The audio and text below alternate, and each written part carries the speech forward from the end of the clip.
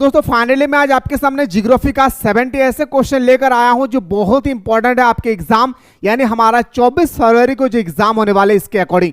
तो मेरे शेर सुनिए, ये हमारा एग्जाम के अकॉर्डिंग मोस्ट इंपॉर्टेंट है ऑब्जेक्टिव का। अगला जो मैं वीडियो प्रोवाइड करूंगा वो आप लोगों का होगा 5 मार्क्स वाला क्वेश्चन। आखिर ज्योग्राफी में कौन कौन से ऐसा प्रश्न है जो हमारे एग्जाम 24 फरवरी को 5-5 मार्क्स वाले क्वेश्चन पूछे जाने वाले हैं। तो अगर आप लोग चाहते हैं कि सर सब्जेक्टिव क्वेश्चन बता दीजिए जल्दी से ताकि हम लोग याद कर सके, तो कमेंट सेक्शन में एक बार आप लोग जल्दी से कमेंट करें। मैं आप लोगों के कमेंट को देखकर तुरंत आप लोगों तक पहुंचाने की पूरी कोशिश करूंगा। आइए सर, पहला क्वेश्चन आपकी स्क्रीन पे है, ध्यान से दिखना है मेरे भाई, समझना है फिर उत्तर करना है। निम्नलिखित में से कौन सा एक मानव भूगोल से संबंधित नहीं है? आपके सामने 4 विकल्प है, आपको बताना है कि कौन सा है जो मानव भूगोल से संबंधित नहीं है मेरे भाई। तो बताएंगे सर मात्रात्मक क्रांति, यानी मैं बोल सकता हूं ऑप्शन नंबर बी हमारा राइट आंसर हो जाएगा। अगला क्वेश्चन पे आते हैं सर कि एंथ्रोपोयो ज्योग्राफी नामक पुस्तक के लेखक कौन है? और एक बात याद रखिएगा, ज्योग्राफी में जितने सारे पुस्तक का नाम है, सारे पुस्तकों का नाम को आप लोग अच्छी तरह से याद कर लेना है। क्यों मैं बोल रहा हूं? क्योंकि एक क्वेश्चन आपके पेपर में बुक से रिलेटेड क्वेश्चन आएगी, यानी इसका बुक का इसका ऑथर क्या होगा, राइटर कौन है, ठीक है। तो बताएंगे सर रेटजेल हमारा सही उत्तर हो जाएगा। अगला क्वेश्चन पे आते हैं सर, अगला क्वेश्चन है प्रतिकर्ष और अपकर्ष का उत्तरदायी कारक क्या है? मेरे भाई आप ही बताइए, प्रतिकर्ष लोग अपने घर द्वार को छोड़कर क्यों चले जाते हैं? जहां पे गंदी बस्तियां हैं वहां पे लोग रहना पसंद करेंगे? तो आप कहेंगे सर बिल्कुल नहीं। तो ऑप्शन नंबर हमारा बिल्कुल सही हो जाएगा, डी इसका राइट आंसर। जनसंख्या वितरण को प्रभावित करने वाले कारकों में सबसे महत्वपूर्ण कारक कौन सा है? ऐसे तो जनसंख्या को प्रभावित करने वाले बहुत सारे कारक है, जनसंख्या को हमारा वितरण करने वाले बहुत सारे प्रभावित कारक है, लेकिन आपसे पूछा गया कि जो हमारा सबसे याद रखना मेरे दोस्तों प्रभावित कारक है वो सबसे महत्वपूर्ण कारक कौन सा है, सबसे इंपॉर्टेंट? तो बताएंगे स्थलकृत। याद रखना जहां की जगह, जहां की जमीन उपजाऊ भूमि होती है वहां पे ज्यादा लोग हमें देखने को मिलता है, इस चीज को याद रखिएगा। अगला क्वेश्चन पे आते हैं सर कि विश्व के किस महाद्वीप में, क्वेश्चन का देखिए यही क्वेश्चन गलती करते हैं मेरे दोस्त एग्जामिनर में स्टूडेंट्स गलती करते हैं एग्जाम में। क्या विश्व के किस महाद्वीप में 90% से अधिक आबादी नगरीय है? अगर आपसे देश पूछा जाता ना मेरे भाई तो हम लोग सिंगापुर लगा देते, सिंगापुर, तो 100% हमारा सही उत्तर हो जाता। पर यहां पे हमसे क्या पूछा गया महाद्वीप के बारे में? तो बताएंगे सर हमारा उत्तरी अमेरिका, नहीं भाई हमारा अफ्रीका इसका राइट आंसर हो जाएगी। ऑप्शन नंबर बी हमारा राइट आंसर हो जाएगा। अगला है सर विश्व में सबसे अधिक जनसंख्या वाला देश कौन सा है? तो हम सभी को पता है मेरे दोस्तों चीन ने भारत को पछाड़ दिया है, इन्हें बोल सकता हूं सर ऑप्शन नंबर हमारा बी इसका राइट आंसर हो जाएगी। और अपने मम्मी से कहना कि मां तेरे पसीने की हर एक बूंद को मैं मोती से चमकाऊंगा, तू सपने बड़े देखना, मैं तेरा लाडला, मैं तेरा लाडली, मैं पूरा करके दिखलाऊंगा। इतना मेहनत करना है अपने लाइफ में मेरे दोस्त, हर एक माँ बाप का लाठी बनना है मेरे दोस्त बुढ़ापे का, याद रखना है। अगला क्वेश्चन पे आते हैं सर विश्व जनसंख्या दिवस कब मनाया जाता है? तो बताएंगे मेरे दोस्तों 11 जुलाई को हम लोग विश्व जनसंख्या दिवस मनाते हैं। पहली बार जनगणना कब होती है मेरे भाई? 1872 में। जो सफल जनगणना नहीं हो पाई है हमारा स्टार्ट हुआ है 1881 में, इसको भी याद रखना है। अगला है सर निम्नलिखित में से किस देश में न्यूनतम जन्म दर पाई जाती है? देखिए मेरे दोस्तों यहाँ पे देश का नाम भी पूछा गया है और न्यूनतम जन्म दर आपसे यहाँ पे पूछा गया कि कौन है? तो बताएंगे सर जापान हमारा राइट आंसर हो जाएगी। क्या हो जाएगी मेरे भाई? जापान। जापान की राजधानी कहाँ है? टोक्यो। कहाँ पे है जापान की राजधानी? टोक्यो। टोक्यो कौन सा नदी के किनारे स्थित है? आराकावा नदी के किनारे स्थित है। आइए सर बात करते हैं अगला क्वेश्चन पे आपके सामने। डॉक्टर महबूबुल हक, जिसे हम लोग HDI ह्यूमन डेवलपमेंट इंडेक्स मानव विकास सूचकांक का जनक मानते हैं, वो कहां के निवासी है? तो बताएंगे सर पाकिस्तान के रहने वाले हैं। अगला क्वेश्चन पे आते हैं सर यूरोपीय वासियों द्वारा अपने उपनिवेशों में किस प्रकार की कृषि का विकास किया गया था? जैसे एग्जांपल में दे रहा हूं, वो हमारे भारत आए, भारत में मेरे दोस्तों हमारे भारतवासियों को गुलाम बनाए और किस प्रकार के कृषि किए। वो ऑस्ट्रेलिया गए, ऑस्ट्रेलिया के सभी लोगों को गुलाम बनाए, वहां पे किस प्रकार से कृषि किए ये आपसे पूछा गया। तो बताएंगे सर रोपण कृषि। क्या बोल रहे भाई? रोपण कृषि। यानी ऑप्शन नंबर हमारा बी इसका सही उत्तर हो जाएगी। भारत में हरित क्रांति की शुरुआत कब होती है? सबसे पहले तो मेरे दोस्तों आपको ये याद होना चाहिए कि हरित क्रांति की शुरुआत करने वाला कौन था? तो याद रखना मेरे भाई डॉक्टर बोरलॉग। कौन था मेरे भाई? विश्व में हरित क्रांति का जनक कहा जाता है डॉक्टर बोरलॉग को, और भारत में हरित क्रांति का जनक मानते डॉक्टर स्वामीनाथन को। हरित क्रांति में कौन सा राज्य प्रभावित आए थे मेरे भाई? तो बताएंगे सर हमारा हो जाएगा सबसे पहले हरियाणा, फिर हमारा पंजाब। अगर फसल के नाम पूछे तो सबसे पहले आपको बताना है गेहूं। कितना क्वेश्चन बताया, 5-6 क्वेश्चन बताया मेरे भाई, 1960 के दशक में हुई थी। ऑप्शन नंबर हमारा बी हमारा सही उत्तर हो जाएगी। अगला है सर, रबी की फसल पैदा होती है, आपसे पूछा गया है जो रबी फसल है आखिर वो कब कौन से ऋतु में पैदा होती है, तो बताएंगे सर शीत ऋतु में हमारा रबी की फसल पैदा होती है। जैसे हम बोल सकते हैं सर मटर, जैसे हम लोग बोल सकते हैं मटर, इसका राइट आंसर हो जाएगी। अगला ऐसा निम्नलिखित में से कौन एक रेशेदार फसल नहीं है। देखिए मेरे भाई ये क्वेश्चन आप काफी एग्जाम में मेरे दोस्तों कई बार ये क्वेश्चन पूछे गए कि कौन है जो इनमें से 4 में से बताना है कि मेरे भाई जो हमारा रेशेदार फसल नहीं है। याद रखना है मेरे भाई हमारा कॉफी इसका राइट आंसर हो जाएगी। क्या होगी मेरे भाई, कॉफी हमारा सही उत्तर हो जाएगा।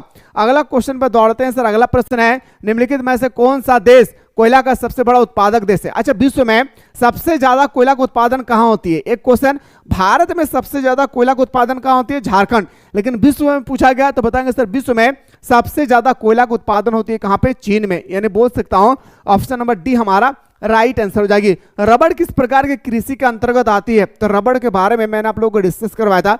रबड़ एक प्रकार का हमारा क्या है भाई, रोपण फसल। क्या है, रोपण फसल है। अगला है सर, फूलों की कृषि कहलाती है। आपसे पूछा गया कि जो हमारा फूलों की कृषि है मेरे दोस्तों, क्वेश्चन नंबर 17 आपसे पूछा गया कि फूलों की कृषि को क्या कहते हैं, फॉलिकल्चर। क्या, फ्लोरिकल्चर। यानी ऑप्शन नंबर डी हमारा राइट आंसर हो जाएगा। अगला है सर, रूर कोयला क्षेत्र किस देश में स्थित है। से पूछा गया है जो हमारा रूर कोयला क्षेत्र है वह किस देश में स्थित है, ये आपसे यहाँ पे पूछा गया है। तो रूर जो हमारा कोयला क्षेत्र है मेरे दोस्तों वो हमारा जो स्थित है वो हमारा कहाँ पे है, तो बताएंगे सर जर्मनी में। यह भी प्रश्न मेरे शेर सुनियो कई बार अभी तक एग्जाम में पूछा गया है। और हाँ, ये तो आपका ओनली फॉर 30 क्वेश्चन है मेरे भाई जो ऑब्जेक्टिव आएगी, लेकिन 50 मार्क्स का क्या आएगा पता है मेरे भाई, सब्जेक्टिव। तो स्टूडेंट्स इस पर ध्यान ही नहीं देते। ज्यादा से ज्यादा ध्यान दिया कीजिए सब्जेक्टिव में, क्योंकि ये ऑब्जेक्टिव है। और ऑब्जेक्टिव मैंने इतना करवाया खास करके जिन्होंने टेस्ट सीरीज ज्वाइन किए हैं मेरे शेर सुनियो अच्छी तरह से 300 क्वेश्चन जो मैंने दिया है वो क्वेश्चन को कर लेना। जो स्टूडेंट्स अभी तक मिसाइल क्लासेस के आपको डाउनलोड नहीं किए, प्ले स्टोर से जल्दी से मिसाइल क्लासेस के आपको डाउनलोड करके मात्र 99 रुपया का जो कोर्स चलाया जा रहा है ऑनलाइन टेस्ट सीरीज के माध्यम से, उस कोर्स को आप सभी को एनी हाउ ज्वाइन कर लेना है। मेरे बात को समझ पाए मेरे भाई, जल्दी से आप लोगों को ज्वाइन कर लेना है, समझ में आई ना। और हर दिन टेस्ट लगाएं और अपने तैयार को मजबूत बनाएं ऑब्जेक्टिव क्वेश्चन में। और सब्जेक्टिव क्वेश्चन अगर आप लोग देखना चाहते हैं तो क्रैश कोर्स का जो मैंने 10-12 जो पीडीएफ प्रोवाइड किया हूं, नोट्स प्रोवाइड किया हूं, वो नोट्स को चार्ट लेना है। फिर देखता हूं मेरे भाई कि एग्जाम का औकात क्या होता है कि इससे बाहर पूछ ले, क्योंकि बहुत मेहनत के साथ वो सब नोट्स मैं बनाया हूं। ठीक है, अगला क्वेश्चन पे आते हैं सर। क्वेश्चन नंबर नेक्स्ट है, गहन निर्वाह कृषि प्रचलित है। आपसे पूछा गया है कि गहन निर्वाह कृषि प्रचलित है, आखिर हमारा जो गहन निर्वाह कृषि है वो कहां पे प्रचलित है, तो बताएंगे सर हमारा चीन में है। कहां पे, तो चीन हमारा राइट आंसर हो जाएगा। अगला क्वेश्चन है सर, निम्नलिखित में से कौन बागावती कृषि नहीं। अच्छा, बागावती कृषि का मतलब समझ में आता है मेरे भाई। बागावती कृषि किसे कहते हैं, रोपण फसल का एक दूसरा नाम है क्या, बागावती कृषि। इस चीज को याद रखिएगा, रोपण फसल के ही एक अन्य नाम है हमारा बागावती कृषि, इस बात को याद रखिएगा। तो रबड़ है, चाय है, गन्ना है, पर मक्का हमारा नहीं है। अगला क्वेश्चन पे दौड़ते हैं सर। अगला प्रश्न है आपकी स्क्रीन पे कि विश्व का सबसे बड़ा तृतीय क्रियाकलाप कौन सी है। प्राथमिक क्रियाकलाप किसे कहते हैं, द्वितीय क्रियाकलाप किसे कहते हैं, तृतीय क्रियाकलाप किसे कहते हैं, इसका उदाहरण भी याद रखना है। जैसे प्राथमिक क्रियाकलाप का हमारा कृषि हो गया, मछली पालन, पशुपालन, सुअर पालन, उसके बाद हमारा खेती करना, खनन करना, लकड़ी काटना। जैसे हमारा बात करूं हमारा निर्माण करना, जैसे निर्माण करना क्या मेरे भाई, जैसे हम बोल सकता हूं कि हमारा जो द्वितीय क्रियाकलाप है इसमें जैसे निर्माण करना। और तीसरा क्रियाकलाप में जो होते हैं ना मेरे भाई, इसमें सेवा होता है। सेवा का मतलब जैसे मेरे दोस्तों बैंक हो गया, बैंक क्या देते हैं हमें, सेवा देता है। सड़क हो गया, परिवहन हो गए, ये सब आता है हमारा तृतीय क्रियाकलाप में। पर इसमें सबसे पूछा गया तो बताएंगे सर हमारा पर्यटन क्या है, ऑप्शन नंबर बी हमारा सही उत्तर हो जाएगी। क्वेश्चन को समझिए, रट्टा नहीं लगाएं, याद रखना है। ठीक है, अगला क्वेश्चन पे आइए सर। बात करते हैं, अगला क्वेश्चन है कि लोहरदंगा किसके लिए प्रसिद्ध। अच्छा बताइए तो, देखता हूं कितने से स्टूडेंट्स है आप लोग लोहरदंगा से हैं। लोहरदंगा का जलवायु बताइए, लोहरदंगा का भाषा क्या है बताइए तो मेरे भाई। झारखंड में लोहरदंगा से कौन कौन स्टूडेंट्स है कमेंट कीजिए, ताकि मैं भी देखना चाहता हूं मेरे भाई कि लोहरदंगा जो जिला है कितना प्रसिद्ध है, किसके लिए। ठीक है, क्वेश्चन नंबर 25 पूछा गया है तो बताएंगे सर बॉक्साइट के लिए। किसके लिए मेरे भाई, बॉक्साइट, ऑप्शन नंबर बी हमारा सही उत्तर हो जाएगा। निम्नलिखित महाद्वीप में किससे विश्व व्यापार का सर्वाधिक प्रवाह होती है। अच्छा, महाद्वीप पूछा गया क्योंकि दुनिया में 7 महाद्वीप है। सबसे बड़ा एशिया, सबसे छोटा ऑस्ट्रेलिया, मैंने आप लोगों को बताया था। तो विश्व में जो महाद्वीप है ना भाई, इसमें किसमें विश्व का व्यापार सर्वाधिक होती है? सबसे ज्यादा विश्व का व्यापार आवागमन कहां पे होता है? तो यूरोप में। कहां पे मेरे भाई? यूरोप में। आखिर क्यों पता है? क्योंकि यूरोप कॉन्टिनेंट में सबसे ज्यादा फैक्ट्री भी होती है इस कारण से, ठीक है। पनामा नहर जोड़ता है पनामा नगर को किसके साथ? पनामा नहर जो है मेरे दोस्तों जोड़ती है आखिर किनको किनके साथ? तो बताएं कोलोन से। किनको? पनामा को कोलोन से जोड़ती है। अगला प्रश्न पे आते हैं सर, किस समुद्री मार्ग पर जिब्राल्टर स्थित है? आपसे पूछा गया है आखिर कौन सा मार्ग है जहां पे जिब्राल्टर स्थित है? तो बताएंगे सर केप मार्ग में। कहां पे मेरे शेर सैनियों? क्वेश्चन नंबर 29 का मार्ग क्या हो जाएगी? 20 का राइट आंसर हो जाएगा। अगला क्वेश्चन पे आते हैं सर, क्वेश्चन नंबर नेक्स्ट पे आते हैं, विश्व व्यापार संगठन। मेरे दोस्तों एक बात याद रखिएगा, विश्व वर्ल्ड हेल्थ ऑर्गेनाइजेशन, विश्व स्वास्थ्य संगठन, विश्व व्यापार संगठन, ये दो क्वेश्चन बहुत इंपॉर्टेंट है। दोनों का मुख्यालय कहां पे भाई? जेनेवा में। इसको याद रखना है, दोनों का मुख्यालय कहां पे है? जेनेवा में। तो बोल सकते हो सर ऑप्शन नंबर हमारा डी इसका राइट आंसर होगा। एक होगा World Health Organization, World Trade Organization, विश्व व्यापार विश्व स्वास्थ्य संगठन, विश्व व्यापार संगठन। याद रखना है, भूलना नहीं है भाई, क्वेश्चन कहीं से भी आ सकता है। निम्नलिखित में से किस प्रकार की बस्तियां सड़क, नदी, नहर के किनारे होती है? तो रेखांकित होती। क्या? रेखीय होता है। नहीं बोल सकता सर ऑप्शन नंबर हमारा ए इसका राइट आंसर हो जाएगी, ठीक है। चलिए सर अगला क्वेश्चन पे आते हैं सर, और अगला क्वेश्चन है फर्स्ट दिन में ही हमारा कोर पेपर का एग्जाम है, तो कोर पेपर में आप लोग ज्यादा से ज्यादा फोकस कीजिए, ठीक है। ज्यादा से ज्यादा मैं जो सब्जेक्टिव बता रहा हूं, जो ऑब्जेक्टिव बता रहा हूं, आप लोग ज्यादा से ज्यादा उस पर ध्यान रखना है, ठीक है ना। 2011 के जनगणना के अनुसार बिहार की जनसंख्या कितनी है? 2011। अच्छा बिहार वाला छोड़ दीजिए भाई, ये आपके पेपर में नहीं आएगी। निम्नलिखित में से कौन सा भारत में पुरुष प्रवास का मुख्य कारण है? अच्छा आप ही मैं बताऊं कि हम लोग देखते हैं भाई कि पुरुष सबसे ज्यादा प्रवास होते हैं। प्रवास का मतलब अपने घर द्वार को छोड़कर कहीं और चला जाना, काम के लिए, रोजगार के लिए, पढ़ाई के लिए, नौकरी के लिए, घूमने के लिए, यही सब होती है। तो पुरुष प्रवास का मुख्य कारक क्या है? तो बताएंगे सर काम करना और रोजगार प्राप्त करना। बोल सकता हूं सर ऑप्शन नंबर सी हमारा होगा या नहीं? तो आप बोलेंगे सर बिल्कुल सही तो है। अगला सर भारत में कौन से पड़ोसी देश की सबसे अधिक प्रवासी आते हैं? अच्छा मेरे दोस्तों बताइए, भारत में सबसे ज्यादा कौन सा देश, भारत के पड़ोसी देश प्रवास करने के लिए आते हैं, घूमने फिरने के लिए आते हैं, व्यापार करने के लिए आते हैं, रहने के लिए आते हैं? तो हमारा हो गया क्या? बांग्लादेश। क्यों? क्योंकि ये बिल्कुल भारत के साथ क्या मेरे भाई, कोलकाता के साथ पूरी तरह से सटा हुआ है। किस पर्वत पर? ऊटी। ऊटी मेरा दोस्तों एक ऐसी जगह है तमिलनाडु का, तमिलनाडु याद रखना, तमिलनाडु की ऐसी जगह है जहां पे मेरे दोस्तों पूरी ठंडी होती है, क्योंकि हमारे गांव के बहुत सारे ऐसे लोग हैं जो ऊटी में जाकर अभी काम कर रहे हैं, ठीक है। किस पर्वत पर ऊटी पर्यटक केंद्र अवस्थित है? तो बताएंगे सर नीलगिरी की पहाड़ी में। कहां पे मेरे भाई? क्वेश्चन नंबर 45 का हमारा बिल्कुल सही हो जाएगी, नीलगिरी की पहाड़ी। अगला क्वेश्चन पे आते हैं सर, अगला प्रश्न है, निम्नलिखित में से कौन सांस्कृतिक नगर है? खतरनाक क्वेश्चन, 2023 के पेपर अगर आपके पास है तो उठाकर देखेंगे, खतरनाक क्वेश्चन। याद रखना, निम्नलिखित में से कौन सांस्कृतिक नगर नहीं है? तो सांस्कृतिक नगर है, सॉरी है पूछा गया है, तो बताएंगे सर जेरूसलम। क्या बताएंगे मेरे शेर सैनियों? 46 का हमारा जेरूसलम हो जाएगी। अगला क्वेश्चन पे आते हैं सर, क्वेश्चन नंबर नेक्स्ट है कि बांस ड्रिप सिंचाई प्रणाली प्रसिद्ध है। जो बांस ड्रिप सिंचाई प्रणाली है वो कहां प्रसिद्ध है मेरे भाई? तो बताएंगे सर ये हमारा मेघालय में प्रसिद्ध है। कहां पे? तो हमारा राइट आंसर हो जाएगी मेघालय, इसका सही उत्तर हो जाएगा। अगला है सर कि किस फसल को उजला सोना कहा जाता है? कितना सुंदर क्वेश्चन है भाई, कितना सुंदर क्वेश्चन है। और एक बात याद रखिएगा, चावल के भौगोलिक स्थिति, कपास के भौगोलिक स्थिति, गेहूं के भौगोलिक स्थिति, चाय के भौगोलिक स्थिति, कॉफी के भौगोलिक स्थिति, गन्ना के भौगोलिक स्थिति, ये 5 क्वेश्चन, 5 में से एक क्वेश्चन आएगा 5 मार्क्स में। तो मैंने आप लोगों को शानदार तरीके से बताया हूं, क्रैश कोर्स में, फाउंडेशन कोर्स में। तो आप लोग को जितना पता है ईमानदारी पूर्वक पढ़ लेंगे, क्रैश कोर्स हो, फाउंडेशन कोर्स हो, जो बताए मेरे भाई प्यारे प्यारे तरीके से मैंने आप लोगों को समझाया भी है कि रट्टा नहीं लगाना है, कितना इत्मीनान और सुकून के साथ मैंने आप लोगों को समझाया है, बस कर लेना भाई। एक क्वेश्चन आएगी 5 मार्क्स का, एक क्वेश्चन और 5 मार्क्स का मैप। 10 मार्क्स तो यूं ही आप ला सकते हैं चुटकी में मेरे भाई, और 7 मार्क्स इधर से, कौन सा? जो वेरी शॉर्ट क्वेश्चन होगा, याद रखना। तो 7, 10 और 5 मैंने हमारे कितना हो गया? 17 मार्क्स, और इधर मेरे दोस्तों 25, यानी मेरे भाई आप इजीली से 42 मार्क्स ला सकते हैं। हंसते खेलते आप 42 मार्क्स ला सकते हैं, ठीक है। क्वेश्चन नंबर आते हैं सर कि भारत में चावल का सबसे बड़ा उत्पादक राज्य कौन सा है? तो बताएंगे सर हमारा पश्चिम बंगाल सबसे बड़ा चावल का उत्पादक है। आइए सर, निम्नलिखित में से सर्वाधिक प्रदूषण नदी कौन सी है? बताना है कि इनमें से रावी, गोदावरी, ब्रह्मपुत्र या यमुना, कौन सा ऐसा नदी है जो सबसे ज्यादा प्रदूषण नदी है?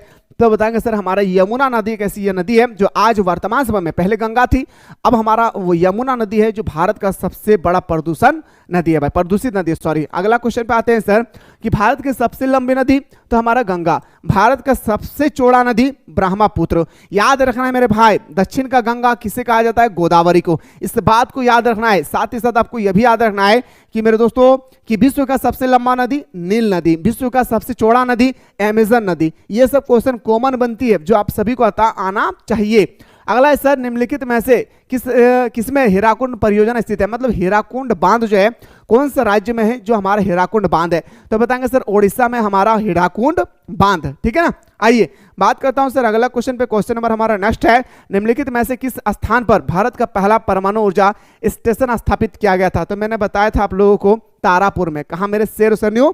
तारापुर सर इसका राइट आंसर हो जाएगी। ठीक है। निम्नलिखित में से कौन राज्य गोंडवाना कोयला क्षेत्र के लिए प्रसिद्ध है? तो गोंडवाना कोयला क्षेत्र कहां पे है मेरे भाई? तो बताएंगे सर हमारा क्या हो जाएगी? झारखंड इसका सही उत्तर हो जाएगा। क्या होगी मेरे भाई? गोंडवाना हमारा सही उत्तर हो जाएगी, यानी हमारा झारखंड। ऑप्शन नंबर डी हमारा सही उत्तर हो जाएगा। अगला है सर, निम्नलिखित में से किस राज्य में प्रमुख तेल क्षेत्र अवस्थित है? तो किस राज्य में तेल क्षेत्र स्थित है भाई? तो बताएंगे सर हमारा आसाम में। कहां पे? आसाम इसका बिल्कुल सही उत्तर हो जाएगी। अगला क्वेश्चन पे दौड़ते हैं सर। नेक्स्ट क्वेश्चन आपके सामने, खेतड़ी खेतड़ी जो है किसके लिए प्रसिद्ध है? आखिर खेतड़ी जो है हमारा किस खनिज के लिए प्रसिद्ध है, यह आपसे यहाँ पे पूछा गया है। तो खेतड़ी प्रसिद्ध है मेरे दोस्तों तांबा के लिए, तांबे की खान के लिए।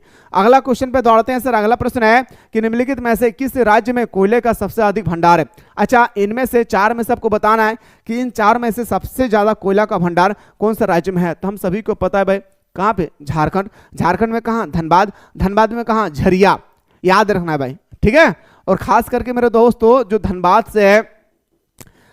से है और मेरे भाई अगर आप लोग मैथन डैम के कोई आसपास है, मैथन डैम के आसपास है, तो मेरे भाई आप लोग हमसे बातचीत कर सकते हैं, क्योंकि मैथन डैम के पास ही हमारा स्टूडियो है जहां पे आपसे मुलाकात भी कर सकते हैं। ठीक है। हुगली और औद्योगिक प्रदेश का केंद्र है भाई, हुगली औद्योगिक प्रदेश का केंद्र है, वो होगा हमारा क्या? कोलकाता और हावड़ा। क्या हो जाएगी मेरे भाई?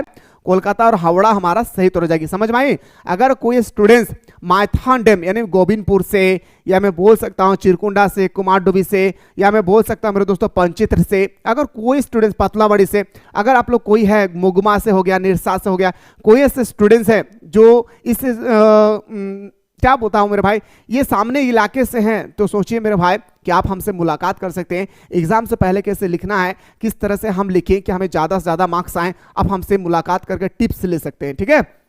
हाँ, 11वीं पंचवर्षीय योजना क्या मेरे भाई?